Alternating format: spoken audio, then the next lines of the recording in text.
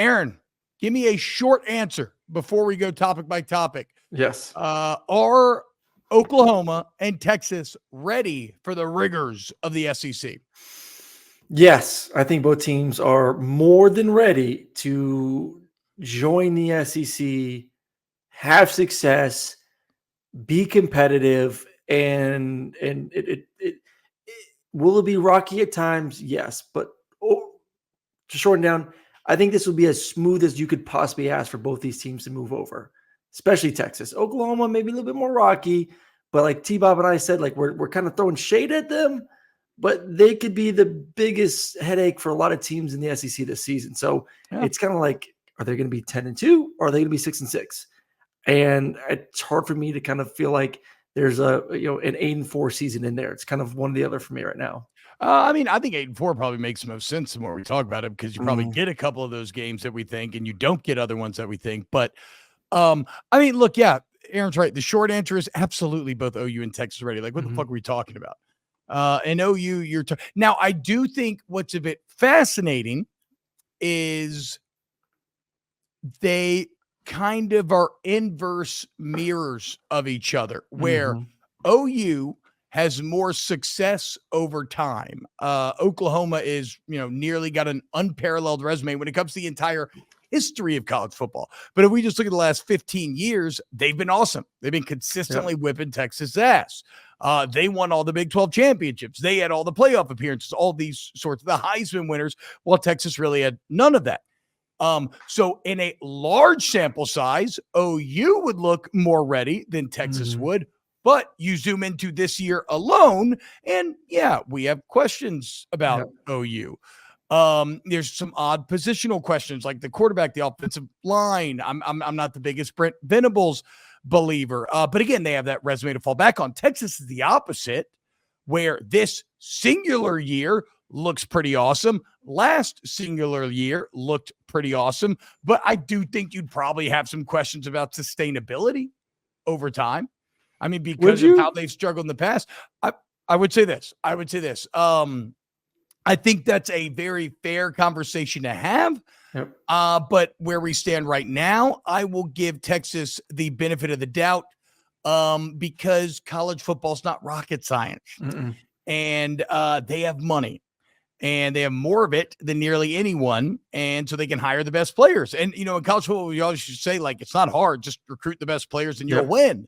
And yeah, that's a bit reductive. Look at Miami. But it's basically true on the whole. And now you don't have to rely on recruiting as much when you can just have functionally unlimited resources, no salary cap. Like, yeah, you should be good for a very long time. So again, there are valid questions to be had. 1 year, multiple years, who's better off, blah, blah, blah, blah. But without a doubt, both are absolutely ready to be SEC members. And I'll say this, and I was about to bring up the money thing too, because both, in my mind, both UTs are set up for success. We talked about UT baseball, University of Tennessee baseball, and kind of now that you're scared because they're about to go on this crazy run. Why? Because they have a great coach, but they also have the resources. And you've seen Tennessee football now build sustainability in being consistent. I'll say this: look, Heupel ain't Tony V though, but you can continue with your analogy. But Heupel is not Tony. I'm not V. saying that. I'm not out here saying Tennessee is going to win a national championship with football, but there is a sense of Tennessee football is in a very stable place where winning 9 games should be expected, and getting to 10 and a playoff team every 3 or 4 years should also be expected. Texas, with the resources, is in the same exact position. Like, they have that, and you could say the only thing that was holding Texas back for however long you want to say, maybe, is the fact that they weren't a part of the SEC. If there is a recruiting battle and you want to be a part of the best conference in America, then maybe you do shy away from going to the Big 12. Well, now Texas can say, hey, we're in Texas. We got the money. We got the resources. We got the coach that just made the playoffs last year. You're going to drive a Lamborghini. And now we're in the best conference in America. Finally, what is there not to like about coming to Texas? Not much at all. So going to what you said when it comes to recruiting, they check off every single box that a kid's going to want to see. And you're in Austin, Texas too. So like being able to jump in the SEC and hit everything that you want to hit to create that sustainability Texas has that right now. Yeah, I agree, but they've always had it. The only difference is NIL. No, but I do think being part of the SEC adds something to it. Even if it's a handful of players that you're going to get now that maybe said, you know what, I want to be a part of the SEC. I want to be part of the best conference. I'm going to go to Texas A&M instead of going to Texas. I agree with could sway a little bit. I agree that it's additive. I think we disagree on how additive. I don't think it's. I think Texas has had all the advantages you just said, and for some reason they managed to fucking suck for 15 years. The difference is now, I mean, more than anything, the difference is Sark. And yes, I was Sark hater number one, but I also said if he proves me wrong, that I would give credit and start to believe. And so, yeah, I think Sark looks like, especially when you read articles about him pitching the UT administration years ago and saying, look, we ain't trying to win the Big 12. This is pre the SEC move. But we ain't trying to win the Big 12. We gotta build a team to compete with Alabama in January. Yep. And Georgia, which he has done with a personnel and Ohio State, and he's done. And that's what I'm giving. No, that's what I'm giving him credit for. Is that's the great difference in why I think, like, okay, yes, NIL is a major piece, and then the other piece why I think Texas is maybe set for the long term is because I do believe in their head coach long term, which you couldn't say with Charlie Strong. You thought you could say it with Tom Herman for a while, then you couldn't. So where's my main question for Oklahoma? A little bit too here. Let me say this. Last year before the national championship, you and I both picked Washington, and my mindset was elite offenses beat elite defenses in today's game. And that could still be true. I don't know. I mean, I love a good offense, and we've seen elite offenses win national championships. LSU a few years back. I mean, that was an elite offense, and the defense was good, not great. They won a national championship. They went 15-0. But Sark seeing the Alabama model, obviously Georgia the success, and then Michigan winning the national championship last year, he built his team with defense. And yeah, the secondary sucked, but that front seven, secondary sucked, dude. The secondary sucked, but I'm saying the interior. He built his team through defense, and the secondary sucked. He had a very good front seven, which helped. Front seven. And you're not going to get the full package right away. You're not going to get the full package right away. But he's trying to build. He is trying to build a roster that resembles what he is now jumping into. And that takes years to build. And it starts with the interior. It starts with being able to run the football, and it starts with being able to stop the run and get after the quarterback. And now he's built the skill on the outside on the offense. Now the focus seems to be building the secondary on the back end. But it wasn't going to happen overnight. Well, I mean, no, and I think he's moving in the right direction. Replace that front seven. They also got to replace the front seven. Do, but they've recruited well there. They've hit some guys in the portal there too. For sure. Again, but Venables has done that defensively too for Oklahoma, which is kind of bringing me around. Like, you look at Oklahoma's defense this year, and it was a struggle year one. It was a little bit too complicated from when you talk to people inside the building. Guys were just all over the place. Year two got a little bit better. Year three, they got a lot of guys back. Going to be one of the most talented linebacking cores in the SEC. Going to be, honestly, one of the more talented defenses in the SEC, probably top 5, top 6 defense. So Venables himself is saying, back to like even the Clemson days, defense is going to run things for me. And I do think that's a sustainable model. Well, yeah, but he has to do better defensively. Even last year three, though, nothing really to write home about. Dundies says OU is better at D-line, linebacker, safety, corner, running back, and wide receiver. Texas is better at quarterback and O-line. OU also has a higher blue chip ratio, saying that OU is better than Texas. I don't think I would agree with the wide receiver bit. But everything else would kind of check out there. The only thing I would say, Dundee's returners from the team. Texas, OU has more returners that played at OU last year. Like, they were young. Obviously, losing Drake will hurt. I thought Drake was key, especially with some of the young guys on that offense. Texas went out there and got 2 superstars, though, or maybe even 3 superstars. So, yeah, they may not have been on the roster last year, but they added some really, really talented guys on that team that Nye Black from Alabama, Isaiah Bond from Alabama. I would give the edge to Texas a little bit.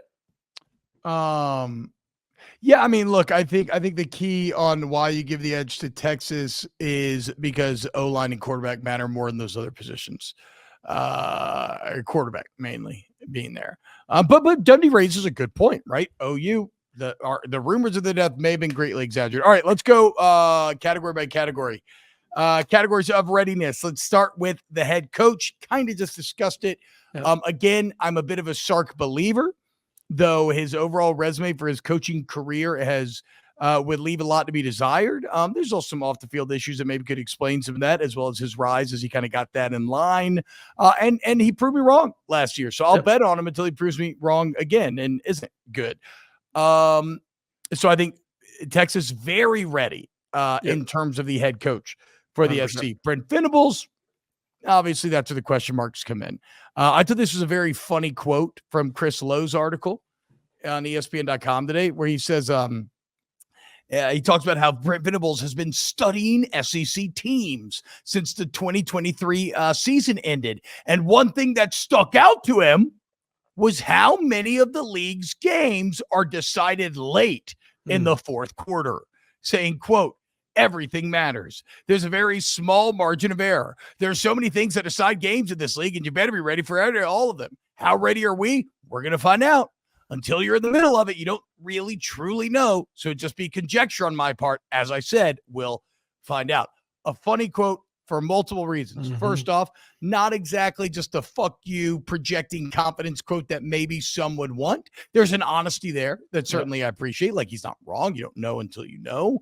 But to me, the funniest idea in all of this is it sounds like a coach who, when you look at his time at Clemson and look at his time at OU, who is not used who is used to playing in leagues where he is significantly better than the weekly opponent. Yes. And the backups are in the third and fourth quarter. Yes, that's what I'm saying. To act surprised, like, you know what's crazy about this league?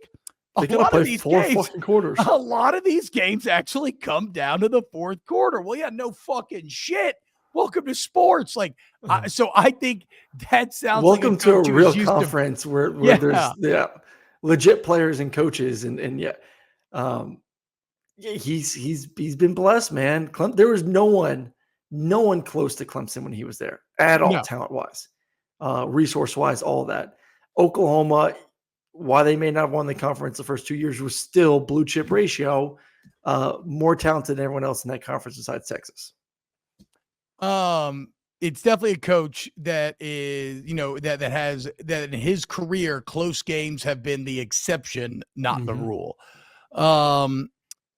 Dobby says the anti-Texas sentiment being more prevalent is a testament to the fact that the SECers are scared of Texas in the SEC. Don't see many anti-OU SECers, so watch out. OU is going to wreck the SEC. Look, I mean, let's do this.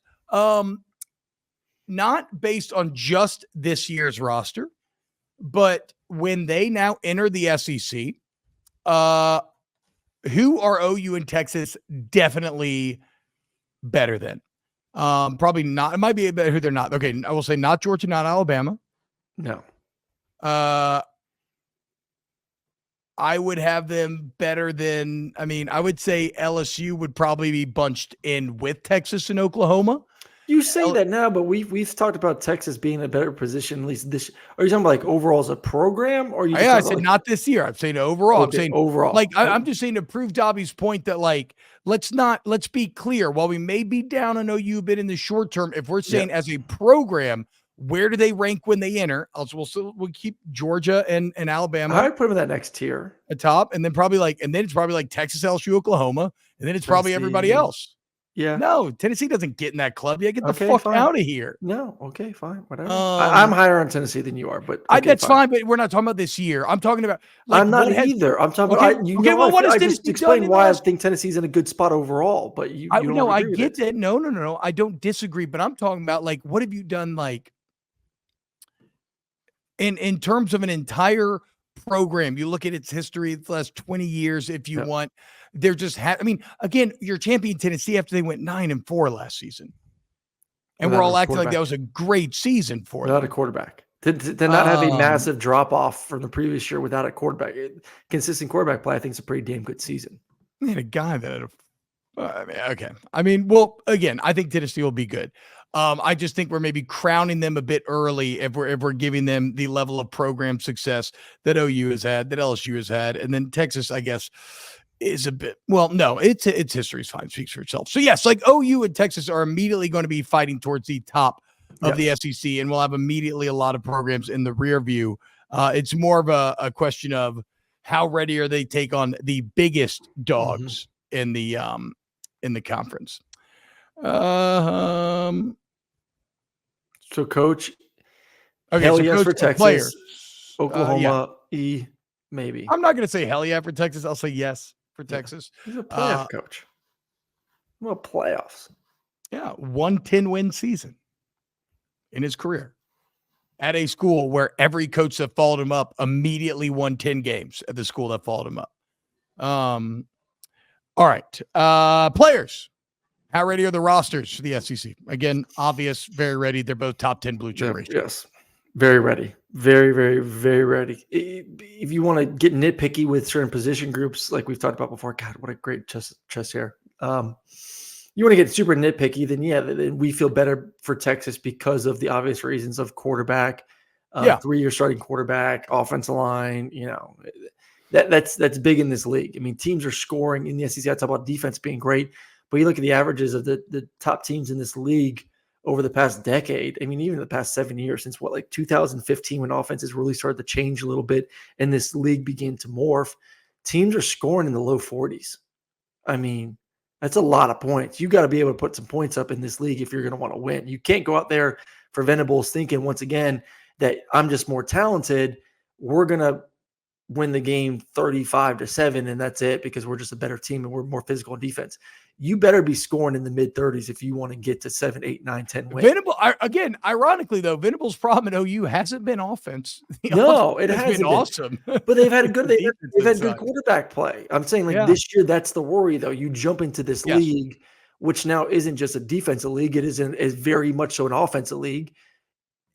And there's question marks about, is your guy ready year one as a redshirt freshman or whatever he is to go out there and be the guy after getting rid of Dylan. And I got to see it before I believe it. So that's the only question mark to me. Like if Dylan Gabriel was the quarterback for Oklahoma heading into the season, I think we'd be talking about them being a 9-win team. Yes, I agree. Win team. I agree. I'd probably be talking about them being a 10-win team, potentially, but which again should probably make OU fans feel better because if Jackson Arnold is good, well then you're good immediately, kind of again. Here's what I would say though in terms of the rosters. Again, it speaks for itself. Look at the blue chip ratio, but like if I'm an OU fan, I at least have the peace of mind with even if Venables is not the guy, the next guy's going to have a war chest. Yeah. Like Venables is still the guy in recruiting. He's still turning in top 10 class after top 10 class. And so they're keeping up with the Joneses. And as long as you're doing that, even if your current coach, you don't have a ton of belief in him individually, well, you're going to be very attractive to whoever the next guy is because they'll be like, well, shit. Like it's like a Kalen DeBoer, right? If like another Kalen DeBoer starts to rise somewhere and you're like, well, hey, look, Venables kind of sucks, but we've got a roster that's like 6th best in the country. Would you want to come coach here?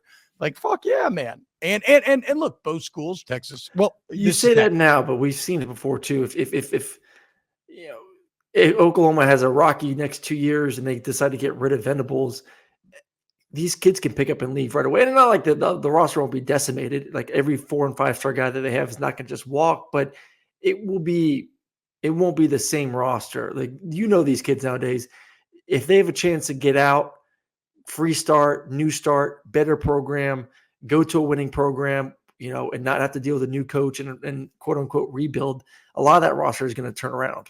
I mean, Alabama held it down pretty straight. Did they? Yeah. They lost some their highlights. Best fucking player. So they're still they lost their best receiver, their tight end, and their best defensive player. Still 3rd in the country.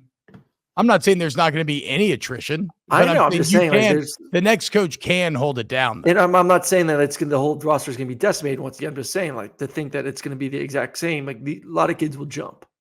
It doesn't matter. The majority would still stay. Like you would still be a top 10 roster in the country if Venables left. Probably. But I agree. I mean, but still, you lose a Caleb Downs, that's always going to make you feel some type of way. let's see. Dundee says he just signed an extension though, talking about Venables. Yeah, but I mean, I got to see the buyout number on the extension. Like we said, I actually came around on the extension because it's a cheap deal. It went from $7 million a year to $8 million a year. That's cheap in the SEC for a head coach. Turner Young, what's up, brother? No shit. No shit. Look at that son of a bitch in I the thought chat. my man died in a strip club after the national championship. We ain't heard from our boy in a minute. He pops up, says, fuck Venables. Washington owns Texas. Hell yeah, Turner. Tell him. Tell these hoes. True. All right. Okay. So that we did coaching and players. Resources. Again, easy check marks for both. Texas more so than OU. I will say this. There's a story that a couple listeners are trying to be getting me to dive into, and it's on me. I haven't yet. Oklahoma does appear to have some sort of massive debt, school-wise, maybe to the tune of like $1 billion or something, but I don't know how comfortable I am speaking on it without reading up on it. And accounting's funny in that, like, where there's a will, there's a way. And there's a will at Oklahoma. Private equity. It's called and so there will always be, yes. Hey guys, hit the like button if you're shocked that the crypto bro thinks college football should run with private equity. I'm not saying it should. I'm just saying we're going down that path. If you're $1 billion in fucking debt, what are you going to do, T? I know. Let's not, again, I don't want to comment too much on this. I will read up on it and we can mention it again tomorrow. I promise you that. You just want to live in $1 billion of debt the rest of your life. Okay. No, what? You're still in debt. If private equity pays off your debt, you just owe different people. I know. You get to spread out a little bit more. What the fuck are we talking about? You get to spread out. This is awful financial advice. Keep working, the next person and the next person. You just got to stay alive. This is why you like crypto. This is a Ponzi scheme. This is exactly the type of shit that they're trying to convince you. Oh my God, dude. But I still think, like, regardless of the situation, Scott, don't shame us, crypto boys. I think it's a nice pump yesterday. Come on. I think it's fair to say that both schools are doing just fine in terms of resources. I mean, didn't OU just pay that D lineman that everybody wanted? It was either Dominic Williams or Simeon Barrow. They paid him like over $1 million for 1 year. Crazy. Yeah, they're fine. You're fine. I would say, and it kind of goes into the next category. I don't know if you're bringing up or not, but like fan involvement, fan passion, love, craziness, obsession, whatever word you want to use. I would lean Texas as the favorite of the two. Or excuse me, Oklahoma. Sorry, Oklahoma as the favorite of the two. Yeah, definitely. Texas but both fan bases are ready to go. Yeah, both fan bases are ready. Both fan bases are pretty much as passionate as in the SEC. It's just that Texas has a bit more of that Hollywood vibe where there's like more to do in Austin. And if they suck, people kind of check out maybe a little bit. But if they're winning, they're going to be like all about it.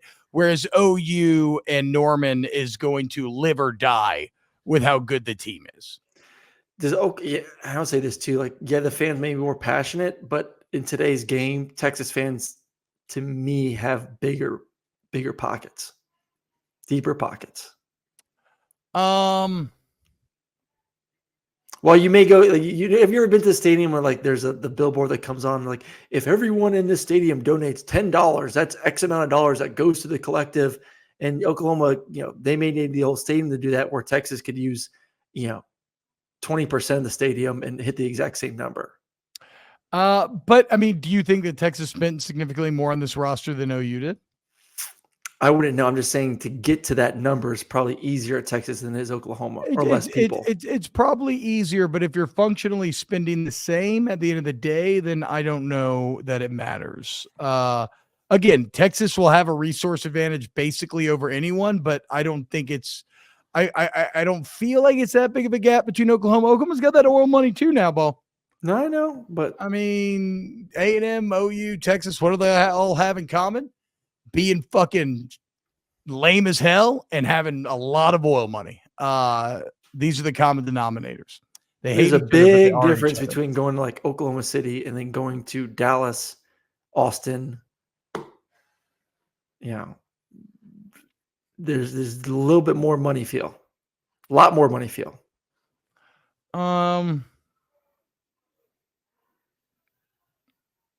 Again, okay, I should have mentioned the Oklahoma debt thing. I have to look it up. We'll come back to it tomorrow because now we're saying Texas ain't $1 billion of debt, whatever. I saw a graphic that had Texas outspending everyone in the SEC right now. If you can find it, Bo, maybe link it. Oh, you know what though, Aaron? At the end of the day, you're probably right. Yes, Texas has more resources. I don't know how big the gap is, but yeah, they would have the advantage. But both are ready there. Both are ready through the fans. And tradition, obviously, both are ready. Now, Texas has somewhat struggled after this thing called integration when they allowed black players to play. So that's something that Longhorn fans have definitely had to try to make peace with, wrap their head around.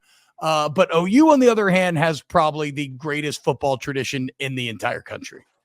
I mean, aren't they tied for the lead in Heisman winners?